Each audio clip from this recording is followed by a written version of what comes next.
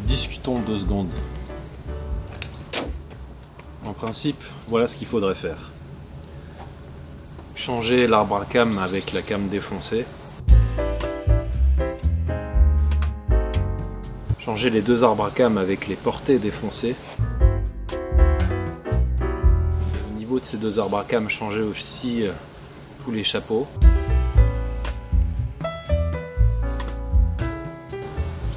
Les 2 boîtiers.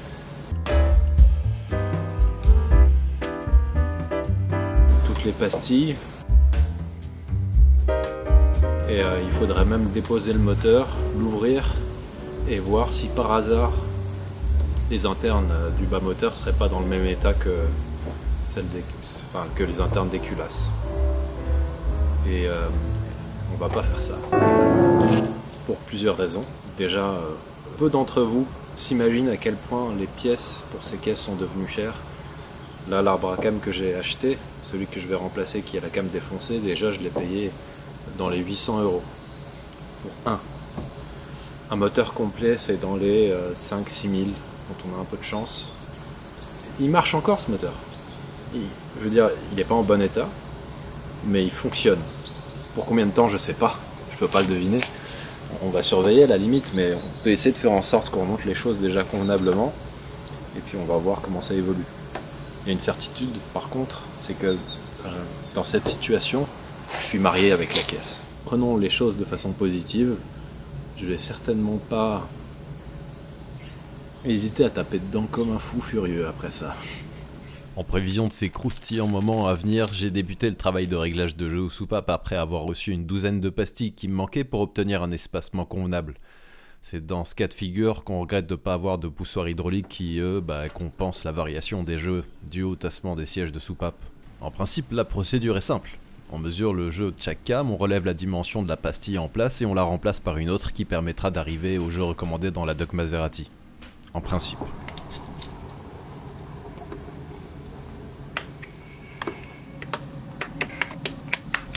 Et quelques traces qui laissent à penser qu'il y a eu des débris qui se sont trimballés. Je peux pas vous en dire plus, là. C'est un mystère pour le reste. Et puisque j'ai pas encore d'arbre à cam à remonter de ce côté, on va passer au banc opposé. Ce qui me sidère, c'est à quel point de l'autre côté, les portées des arbres à cam peuvent être défoncées, mais les cams nickel. Et ici, qu'il y en ait une de cam aussi pourrie, mais que les portées, elles sont impeccables. Justement, on va revenir une seconde à cet arbre à cam meurtri. Par curiosité, je vais essayer de voir quelle est la quantité de matière qui a été arrachée de cet arbre à cam. 35, 30, belle différence, hein. 35, 60. Et il manque 3 dixièmes quand même. Alors j'ai passé le maximum de pression d'air par tous les orifices en espérant dégager d'éventuels débris.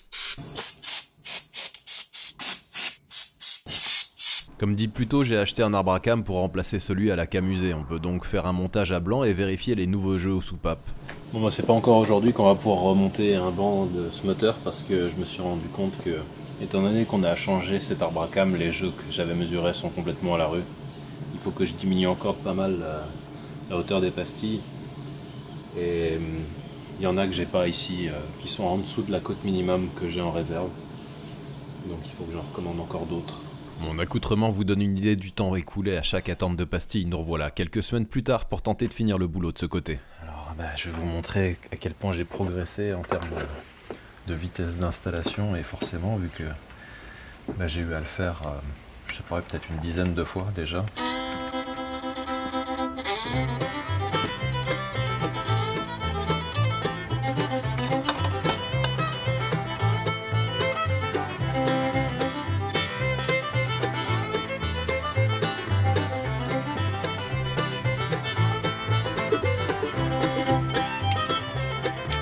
Le premier et le dernier sont toujours pas dans les tolérances, mais on y est presque. J'ai pu passer la cale de 0,35. Il faut que la 0,40 passe. Donc je vais juste encore poser une pastille à la dimension inférieure et ça devrait le faire normalement. Je vais devoir encore recommander des pastilles. C'est des dimensions que j'ai toujours pas. Et puis j'ai eu une idée pour les autres arbres à cam histoire de m'occuper en attendant. Mais j'ai pas dit que c'était une bonne idée.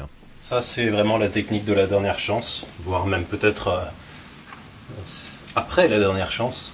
Je pense qu'il y a un paquet de gens en commentaire qui vont fustiger ce que je suis en train de faire ici. Au point où j'en suis, ça peut pas faire de mal. C'est pas du grain 120 non plus. Hein. Là, je suis au 800 sans flotte, alors on va dire que ça doit se rapprocher, enfin c'est entre le 600 et le 800. Les portées que j'ai faites déjà, très honnêtement, ça s'est plutôt mieux passé que ce que je croyais. Et puis je vais continuer à user mes lacets de chaussures. À mon sens, là, vu le traitement qu'il y a sur des arbres à cames, ce que je fais là, c'est juste le chatouiller. Hein. Peut-être que je me trompe, mais instinctivement, c'est ce que j'aurais tendance à croire. Bon, je vous montre ce que ça donne, ça c'est l'état de départ. Alors celui-là, ça se sent pas encore trop. Celui-là, c'était pire, je dois dire. Je vais m'occuper de celui-là et je vous montre à quoi ça ressemble après. Voilà, c'est mieux. Et j'y ai pas passé 1 heure, hein. Là ça m'a pris, faudra que je regarde le timing sur les 2 prises de vue, mais 5-6 minutes. La difficulté maintenant c'est de réussir à polir aussi les chapeaux. Et là, c'était une autre paire de manches. Alors j'ai pleuré auprès d'une personnalité du tube, aux connaissances précieuses et à la prestance certaine. Oh, le bordel. Ouais, mais ça, c'est un peu ma spécialité. Sinon, ça t'embête si je t'appelle Monsieur le Comte? Vas-y. Ça me plaît ce genre de titre. Donc, bah, je t'avais dit, c'est beaucoup moins dégueulasse qu'au départ, je trouve. Pour moi, là, c'est des pièces qui sont remontables. Elles sont peut-être pas magnifiques, mais... Franchement, moi, je trouve ça pas dégueulasse. Hein. Ouais. On peut prendre les cotes et voir ce que ça donne. Ça, c'est traité, tu dois quasi rien enlever en fait. Ça enlève l'aluminium qui s'est incrusté dedans. Bah tu vas voir les autres. Ça. Autant ça, j'ai vraiment l'impression que c'est un bon alliage. Il est vraiment dur, effectivement, il y a un bon traitement. Par contre, les chapeaux, c'est une blague. Ouais. Je les ai nettoyés vite fait. Ouais, c'est vrai ils sont pas très... Ah putain, ouais, c'est vrai qu'ils sont pas très beaux quoi.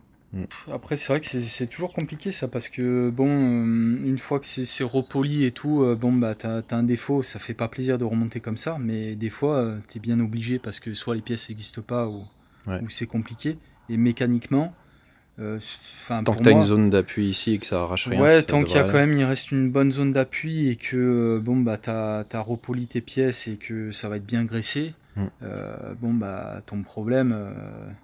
Peut-être que ça va pas tenir 400 000 km, mais quand même, c'est pas des pièces qui supportent des efforts énormes, quoi. Là, si tu regardes la puissance en fait qui passe ici, t'as un petit peu d'effort, quoi, mais quasi rien. Donc ta pression d'huile, elle peut partir 5 minutes, ça va pas commencer à s'user. Hein. J'ai l'arbre à cam qui vient côté opposé. On va comparer. 95, il est régulier déjà. A priori, ça ressemble à une cote. Enfin, déjà, quand tu as une cote qui est 5 centièmes en dessous d'une autre, là, tu t'inquiètes un peu. Mais... Après, j'ai convié Monsieur le Comte à prendre les mesures au niveau du boîtier d'arbre à cam. Au fait, rassurez-moi, vous connaissez Monsieur le Comte. Par contre, en fait, je viens de capter que y en a, ça va être impossible à faire. Hein. Il faut que je dépose ceux d'à côté. Faudrait que tu déposes le moteur là, pour que je passe de l'autre côté, si ça te dérange pas en fait. Non, on peut simplement déposer le chapeau qui est en face, non? T'as la place de passer? Ouais, peut-être, faut que je vois. Ok, tu vois, lui il est à 0 pile poil. Un comparateur, c'est ça? Ouais, c'est un comparateur d'alésage. Okay. Là, tu peux régler selon la doc à 26. Là, je l'ai réglé à 26 piles. Donc là, tu cherches le point le plus haut, en fait, c'est ta cote. Donc là, tu vois, on arrive à quasi 0, mais c'est comme si, par exemple, là, il y aurait, je vois pas trop, mais genre moins 5 microns, tu vois. Ouais. Parce que peut-être en polissant un petit peu, ça enlevait un tout petit peu de matière. Parce qu'un trait, c'est un dixième, là, c'est ça? Un trait, c'est un centième. Ah oui, putain. Donc tu vois, là, c'est rien, en fait. Ah oui, là, tu vois, tu l'as poli, pourtant, celui-là. Le chapeau du haut, je parle. Pas sûr. Sauf que là, il y a très peu d'appui. C'est pas con, parce que, en fait, vu que tout l'effort est vers le haut, quand la cam, elle appuie, oui. T'as vu, il n'y a pas de matière, en fait, en bas. Alors, pourtant, regarde celui-là. Comme il est défoncé. Sur quoi? Sur le bas? Ouais. Ouais, parce que... il y a un truc qui est passé dedans. Ouais, on dirait presque qu'il y a des saloperies qui sont passées dedans. C'est difficile de prendre la cote proprement vu qu'il y a beaucoup de creux et de bosses. Monte un peu, tu vas voir. On va se rapprocher de 80, je pense. Ouais. Enfin, là, tu vois, ça fait beaucoup, mais là, on est dans le creux, en fait. Ouais. Donc si on prenait l'entièreté de ta pièce, elle serait bonne. Elle serait pas dans les creux, la pièce. Elle va être sur les crêtes. Ensuite, Monsieur le Comte est retourné dans son domaine. Et je le remercie encore une fois d'avoir fait le déplacement et d'avoir passé ce petit moment avec moi. C'était déjà très sympa de le rencontrer.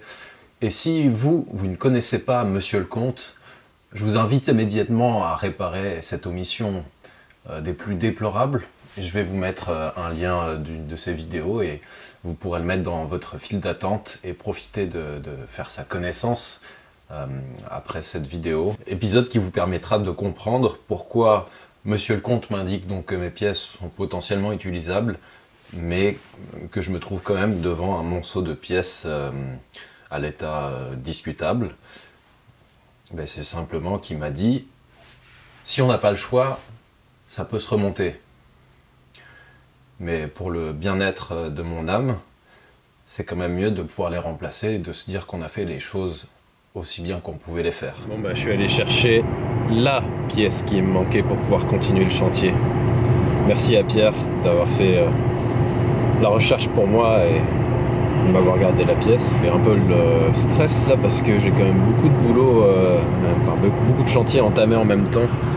Mais je vais essayer de bien avancer cet après-midi sur le remplacement de la pièce et puis je vais surtout tenter d'entamer le remontage de la distrie et de tout le reste. Donc là, il faut se bouger le fion et rattraper le retard parce que ça fait bien longtemps que j'aurais dû avancer sans pouvoir le faire, faute de pièces.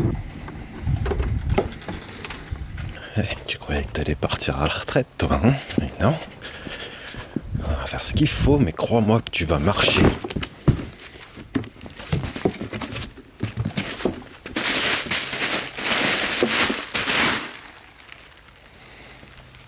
Ça va marcher. Bon, soyons pas cons, vérifions que c'est la bonne pièce de ce repère-là. Oui, ça a l'air d'être effectivement la bonne. Il me reste plus que 2 à desserrer. La quasi-totalité était foirée. Soit c'est de la visserie qui est pas d'assez bonne qualité et donc au serrage au couple, elle se déforme trop. Soit le précédent remontage a été opéré par un mec équipé d'une clé dynamo musculaire mal étalonnée. Un gros bourrin, quoi. Ah, là, je peux pas y arriver, là. Ouais. Et donc dans ces cas-là, on va dire que je l'ai converti, on l'insère gentiment dedans.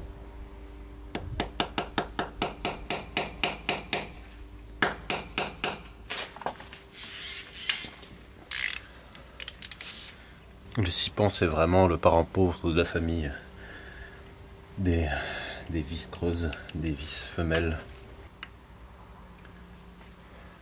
Allez, normalement, il n'y a plus rien qui te retient, toi. Bon, bah, il y a quelque chose qui le retient. Je peux pas virer les récepteurs des pastilles parce que c'est tellement usé, cette partie-là. Et c'est du coup mal ébavuré entre guillemets et ça sort plus. C'est assez incroyable. Donc je me suis amusé pendant quelques minutes à limer les bords pour que le poussoir puisse sortir et donc libérer le boîtier d'arbre à cam. C'est peut-être de là que viennent les morceaux dans le carter. Là il reste plus que celui-là. Je pense que je peux sortir le support d'arbre à cam avec en penchant un petit peu. Pas. Non c'est bon. Ça le fait.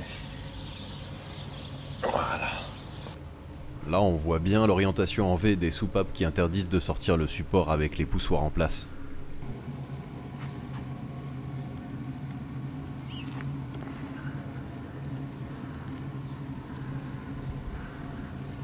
Qu'est-ce que tu viens faire, toi? Et comme je suis un mec malin, j'ai pas remis la mauvaise pièce en place. Mais j'ai vérifié parce que j'ai quand même eu un doute après avoir reposé les arbres à cam. Et en huile pour rendre l'endroit plus accueillant pour mes arbres à cam vétérans. Bon et puis là il faut que je vous avoue que je triche au montage pour que l'image soit plus éclatante qu'en vrai. Mais j'ai besoin de rétablir la vérité pour assurer une bonne perception du temps qui s'écoule. Et du fait que j'ai repris les travaux le lendemain au retour de la lumière.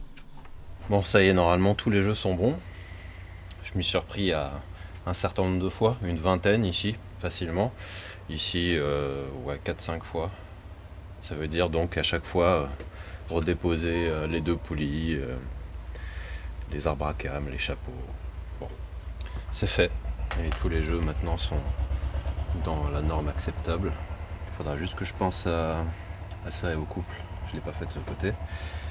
C'est une note mentale à moi-même. Maintenant, je vais pouvoir poser la courroie neuve. Parce que tous mes essais que j'ai fait... parce que oui, pour faire le jeu au soupape, il faut remonter à la distribution sur ce banc. Sinon, on peut pas tourner les cams dans le sens qui permet de faire la mesure. Voilà, la magnifique courroie neuve. C'est bien, comme j'ai pu m'entraîner avec la vieille, a priori, je vais pouvoir la monter sans trop galérer et donc sans trop l'abîmer.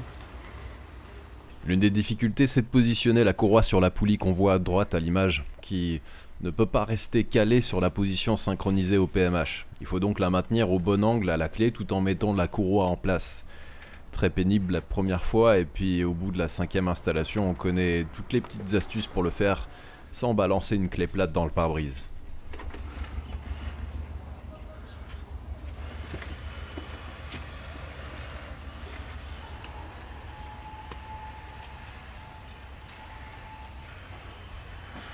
Ok, normalement en le replaçant, je vais tomber bien en face.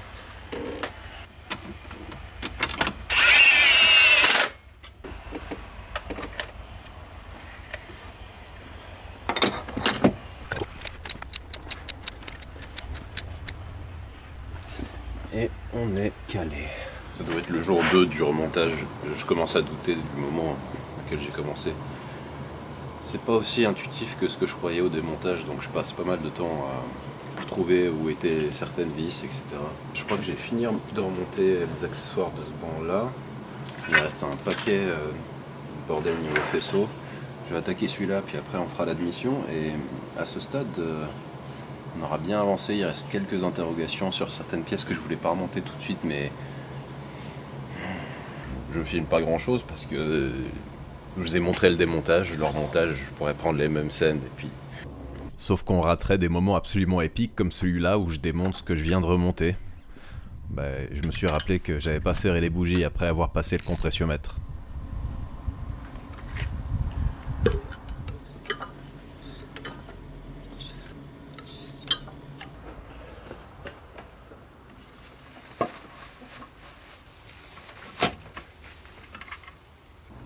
En fait, il y a une bonne partie des injecteurs qui étaient mal remontés parce que la bague ici qui sert à les bloquer, elle n'était pas dans la même gorge sur tous les injecteurs. Donc on peut supposer qu'il y a une détoposition qui est mauvaise. Je vais tester comme ça, je verrai comment ça se comporte. Avant de galérer contre les radiateurs et les motoventilateurs que j'aurais bêtement remonté trop tôt, je vais remplacer les galets de la courroie d'accessoires dont les roulements étaient un peu bruyants. Cette fois-ci, on peut s'y mettre en omettant volontairement le radiateur de clim vu son état et mon incapacité à en trouver pour un prix inférieur à celui d'un diamant 24 carats. Bon, c'est bien mignon tout ça, mais avant de tenter même de faire tourner le moteur pour la première fois au démarreur, enfin pour la première fois, on s'est bien compris, c'est bien qu'il y ait de l'huile dedans. Donc on change pas une équipe qui gagne. Racing Lubes. Donc il m'a envoyé tous les fluides qu'il me faut, mais on va pour le moment se concentrer sur le moteur. Ce sera un bon début. Le filtre, je le change pas maintenant, parce que c'est possible qu'on ait mis quand même quelques débris dans le moteur, et tant qu'à faire. Je vais voir comment ça se passe, ça n'est probablement pas très bien.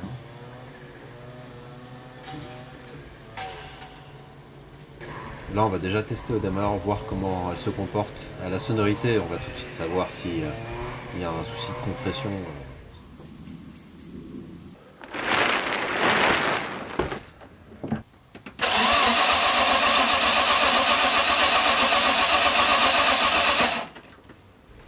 Ça fait un bruit plutôt normal.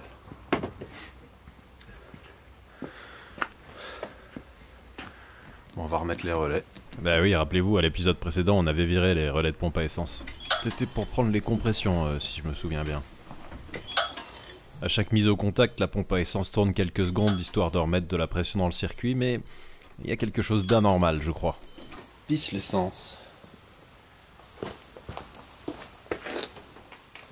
Les joints d'injecteur sont morts. C'était pas du faux suspense à 2 balles hier. Croyez-moi qu'il fallait pas démarrer avec des injecteurs qui fuyaient autant que ce qui fuyait dans les pièces de la DB7. Des vieilles pièces que j'ai remplacées en 2019. J'avais gardé les anciens joints des injecteurs. Et dans l'eau, il y en avait qui étaient encore bien, donc je les ai pris tordus dans tous les sens, ils se craquelaient pas.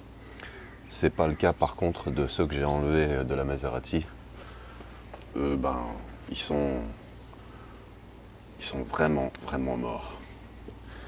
Et je me suis arrêté là parce que il était tard, la bagnole fait du bruit, donc je préfère pas tenter le coup à des heures improbables.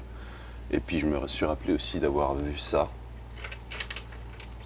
Et en me disant, c'est bizarre ces vis, bon, je verrai sûrement à la fin où elles se mettent. Mais ça, c'est les vis de la poulie de Villebrequin. Genre d'injecteur remplacé et vis de poulie de Villebrequin en place, il ne restait plus qu'une seule chose à faire. Là, j'ai pas de circuit de suralimentation, mais on s'en fout. Ah oui, ça c'est bien de l'enlever.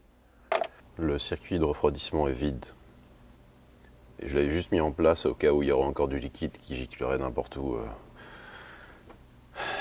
Ça fait plus propre, voilà. Allons-y. De mon côté, je vais vérifier que le témoin d'huile s'éteigne bien et que la pression semble normale. Donc, témoin d'huile, en fait, c'est oil. Ah, je sens que vous avez appris un et truc là. La pression est là.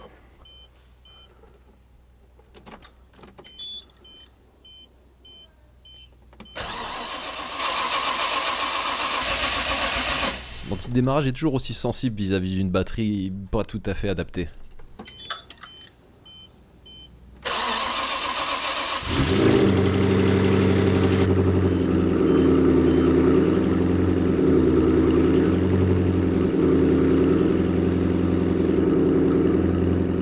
Je dois admettre que j'ai regretté de ne pas l'avoir fait tourner beaucoup plus longtemps au démarreur pour amorcer le circuit d'huile parce que il était bien vide à ce moment-là, dans le radiateur d'huile qui est très gros sur cette voiture. Là, j'ai raté le coche, je dois admettre. Pourtant, c'est une habitude que j'ai, mais là, je sais pas, j'étais trop pressé. Bon, en principe, c'est pas gravissime, mais c'est dommage.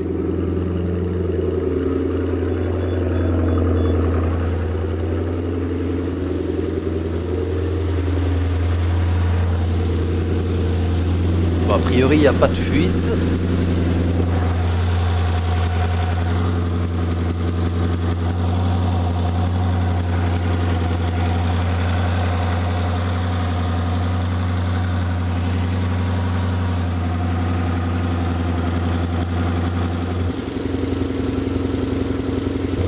RAS pour le moment.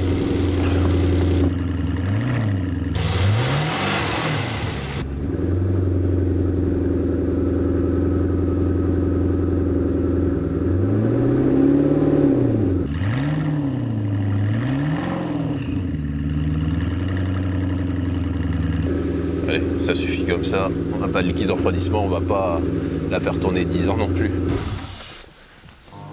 Maintenant que l'huile a circulé dans le circuit, j'espère en entraînant les éventuels débris vers le filtre, je vais en installer un neuf. Vu le bruit, il n'a pas été huilé celui-là. Merci les gars.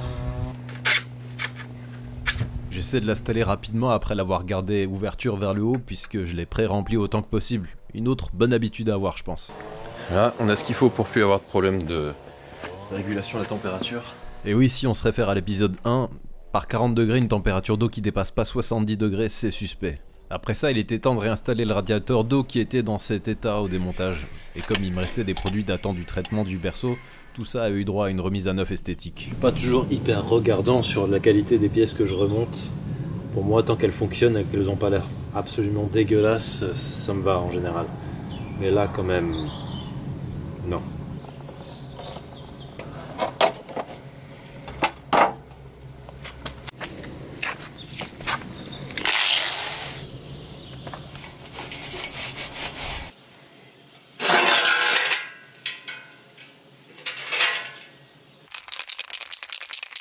C'est là qu'on est content de l'avoir en format aérosol, je pense. Rassurez-vous, je me suis aussi occupé de la traverse inférieure.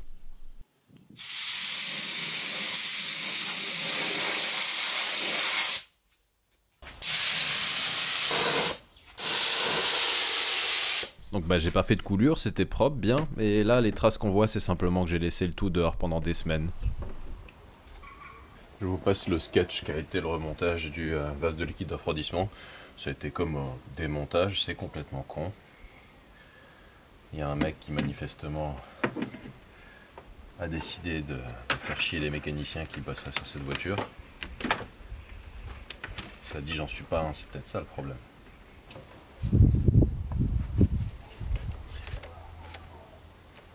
À ce stade, il va falloir que je remonte le circuit de suralimentation. Vous vous souvenez sans doute qu'il était dans un état absolument désastreux. Bon, pas étanche.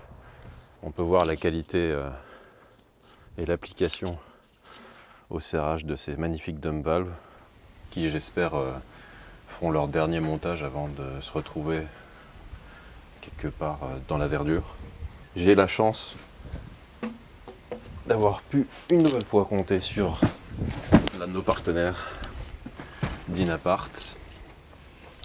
Je ne sais pas trop comment leur rendre l'appareil à chaque fois parce qu'ils se sont fait chier pour me trouver ces pièces et me les avoir dans un délai raisonnable. Et pour le coup, c'est super bien tombé parce que j'ai reçu ce colis hier et j'en ai besoin ce matin. Donc on peut dire qu'ils étaient vraiment dans les temps. Et pour ça, je les remercie énormément. Donc encore une fois, et c'était le cas la dernière fois avec les cannes 24V et la visserie pour les roues, si vous avez des accessoires comme ça, qui ne sont pas des pièces détachées conventionnelles, style pièces performance ou de modification, n'hésitez pas. Les mecs sont super sympas et pour le coup, ils ont un beau catalogue avec des prix quand même assez attractifs. Ça vaut le coup de les remercier de m'avoir trouvé ça à l'œil. Ça en fait de la durite. Hein. Maintenant, on va essayer de voir où va quoi.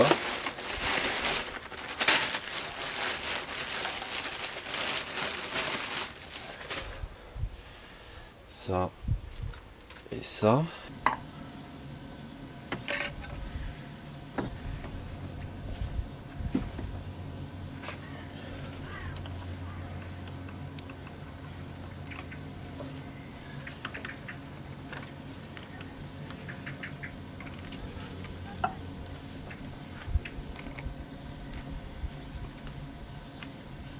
Maserati va enfin recevoir un système de filtration digne de ce nom. Il nécessitera toujours un petit entretien de temps en temps, mais au moins il y a un filtre maintenant. Enfin 2 pour être exact. Vraiment ils sont très huilés, donc cette fois on peut les monter directement.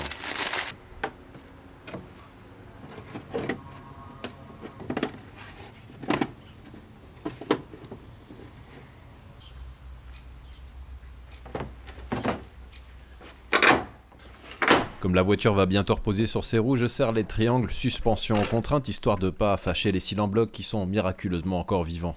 Ouais, d'ailleurs, je vous avais pas dit que j'avais repeint les ressorts et remplacé les bagues de fixation des combinés.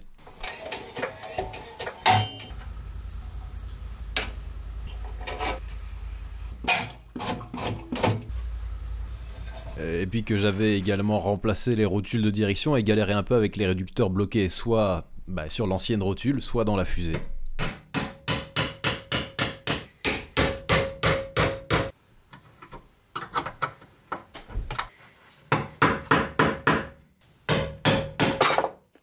Les biellettes de barres stabilisatrices complètement flinguées sont maintenant neuves et bon, pour ça faut me croire sur parole puisque j'ai rien filmé. Après ce fameux serrage des triangles, il me reste plus qu'à remplir le circuit de freinage et à le purger puisque pour changer le berceau j'ai été obligé d'ouvrir ça.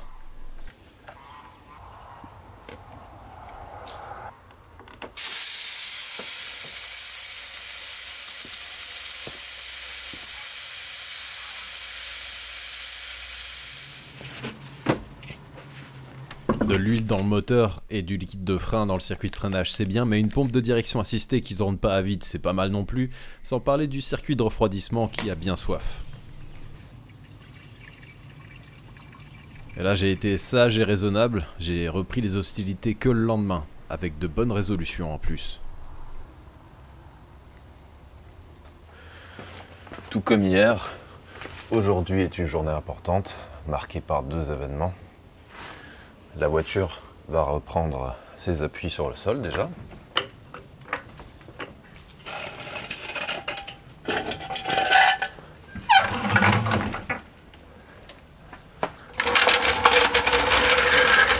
Ça fait bizarre de la voir comme ça.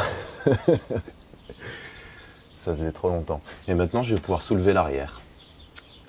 Pourquoi? Parce que de dégoter, de quoi, disons, me permettre de continuer à vivre à cet endroit entouré de ses voisins. Ce qui n'aurait pas pu continuer très longtemps avec le système d'échappement qui est en place sur cette voiture. C'est toujours pareil, en vidéo, ça rend pas comme en vrai, croyez-moi, c'est pas un compromis du tout là. Là, c'est juste pas tolérable. ni pour moi, ni pour les autres. Donc, vu que d'origine, la voiture fait déjà un son assez sympa à l'échappement, on va remettre un système d'origine. Et là, déjà, je serai plus discret pour faire mes essais. Et puis, pour rouler, ce sera quand même beaucoup plus confortable. J'ai froid.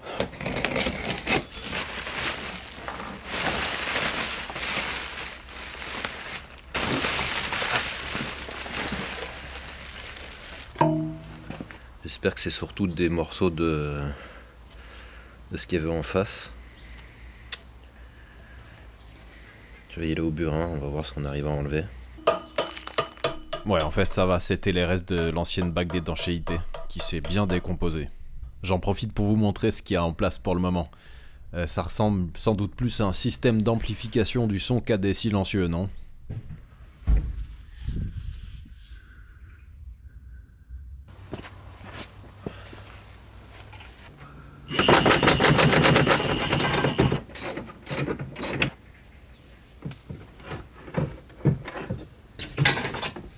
Voilà, il ne nous reste plus qu'à récupérer les bagues en place sur ces tubes et à installer notre collier anti-aboiement.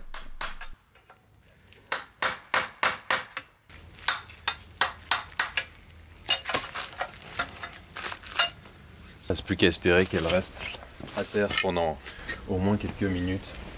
Ça changera un peu. On va pouvoir découvrir sa nouvelle sonorité. J'espère que ça restera quand même suggestif. Pour une raison que j'explique pas, ces silencieux n'ont pas les sorties d'origine qu'on voit habituellement sur les 3200 et qui avaient d'ailleurs été adaptés sur les tubes que je vais qualifier de 135 dB.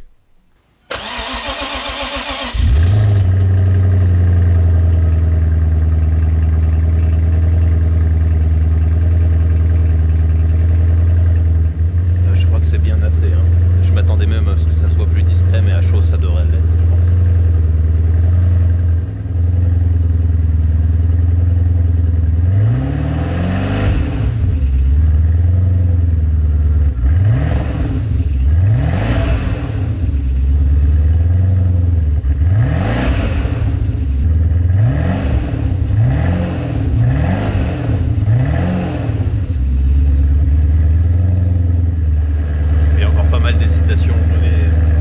Je pense qu'il y a encore des défauts sur cette caisse. Je vais utiliser l'outil de diagnostic déjà pour effacer tout ce que j'ai causé en mettant le contact quand tout était débranché.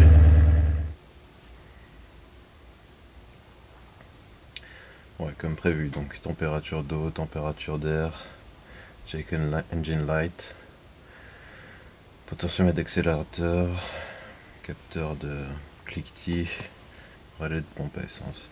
Donc bon, la majorité de ces trucs va dégager évidemment.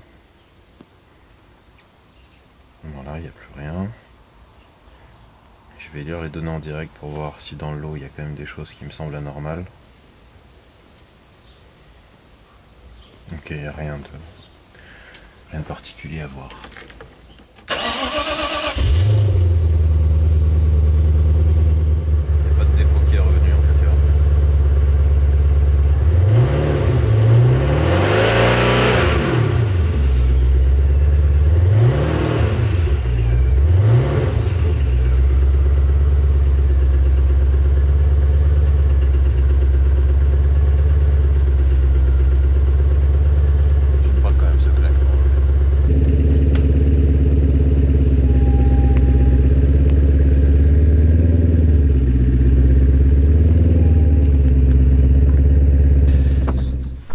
Aller rouler, voir ce que ça donne. Le bruit de merde d'équipage mobile est toujours présent. On peut supposer que ça vient du bas moteur ou d'un truc que je ne sais pas expliquer, je sais pas. J'ai pas pris les chaussures les plus adaptées. Niveau parallélisme, ça va pas forcément être génial, mais on fera avec. Ça freine, ça tourne, ça va à peu près droit. Ça avance, pendant combien de temps, ça va être la question.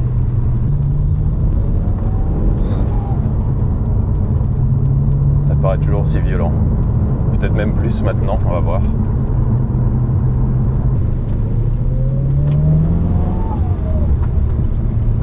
Ces dump valves sont parfaitement pitoyables.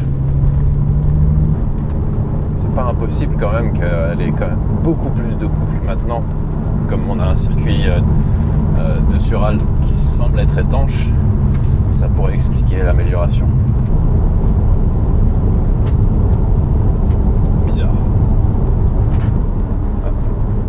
J'ai plus de puissance.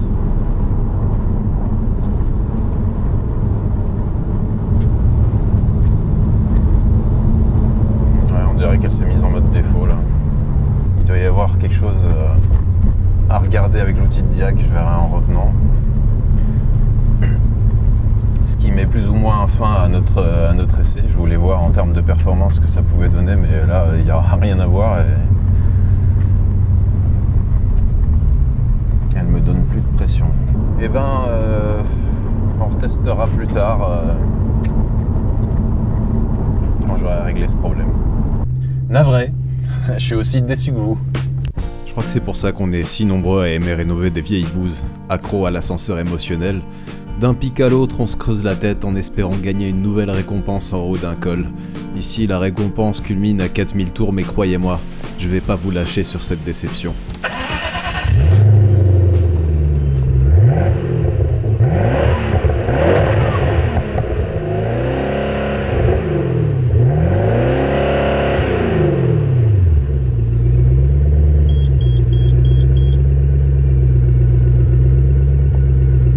Restait plus qu'une seule chose à faire, chercher. Donc ouais, le défaut c'était pression de turbo inconstante. J'ai trouvé quelque chose que j'aurais potentiellement mal branché, une dépression d'air, enfin 2 dépressions d'air que j'ai interchangées peut-être. Et on va rapidement voir si c'était ça ou non.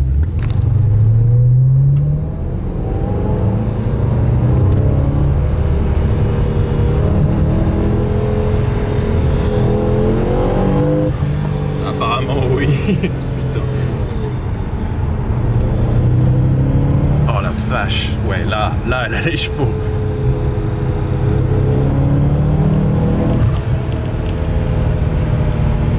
Rien à voir avec le comportement qu'elle avait quand on l'a ramenée de Perpignan.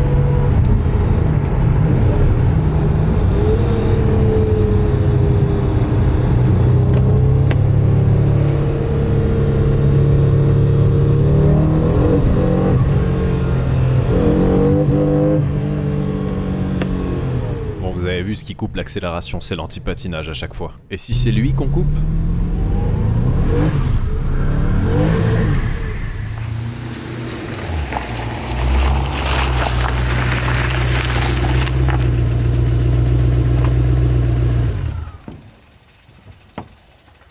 On arrive au bout de l'épisode 3. Et au bout de cet épisode 3, on a quand même réussi à retrouver une voiture qui fonctionne, dont le moteur sort clairement ses chevaux. La vraie question, c'est pendant combien de temps ça va bien pouvoir durer? Parce que, certes, ça fonctionne. J'ai remplacé les pièces qui, clairement, étaient à changer. Mais il y a de grosses interrogations sur ce que j'ai pas touché et ce qui n'est pas visible. J'espère surtout que j'aurai pas besoin du truc volumineux qui se trouve dans le ML actuellement, qui est un peu mon assurance vie pour cette voiture.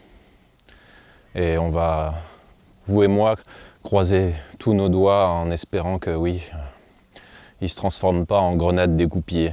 Je vous dis à la prochaine avec celle-ci ou une autre comme d'habitude. Allez, ciao!